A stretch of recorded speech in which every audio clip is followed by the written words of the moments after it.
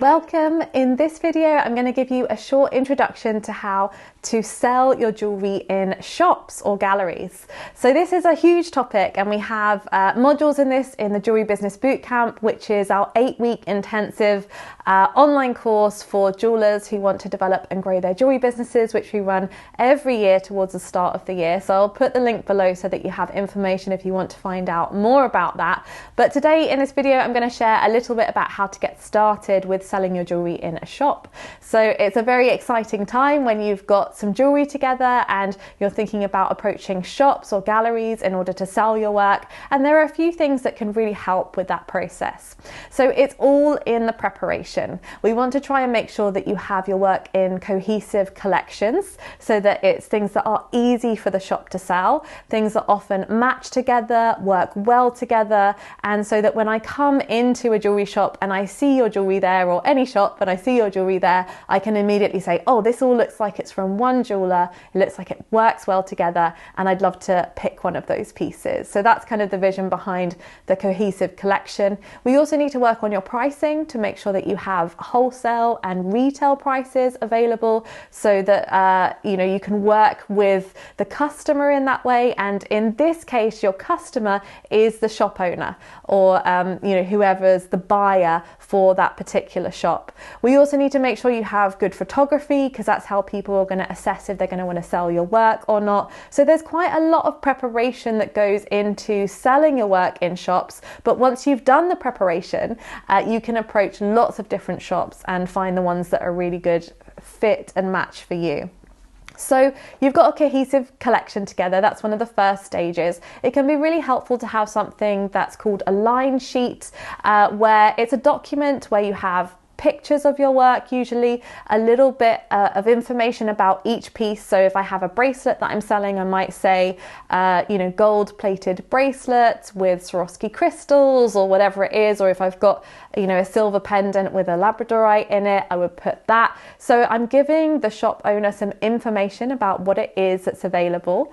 Then I will have my pricing. So what is the retail price or the recommended retail price? So that's the price that you expect them to sell it for. Of course, they can sell it for any price they want, but the RRP is useful to have on that sheet. So this is kind of the expected price, and it's normally the same price that you are selling it for on your website, because something we have to be careful about is not undercutting wholesalers. If they're going to be selling our work, we don't want to be purposefully undercutting them.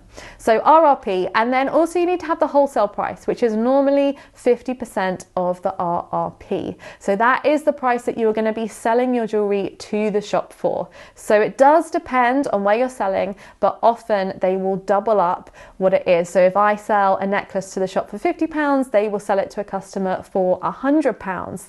And the reason for the difference in the pricing is they are doing the selling, they are doing the marketing, and so that is half the work. They have the overheads, all of those things. So it's important when you're approaching shops and galleries to sell your work that you have pieces or collections that work within that financial model. Not all work works well in this financial model. There are some things when we price it up, it just becomes too expensive to work that way. But you can create collections that are really effective for that. So that is a little challenge to set yourself if this is something that you want to develop and grow in your jewelry business.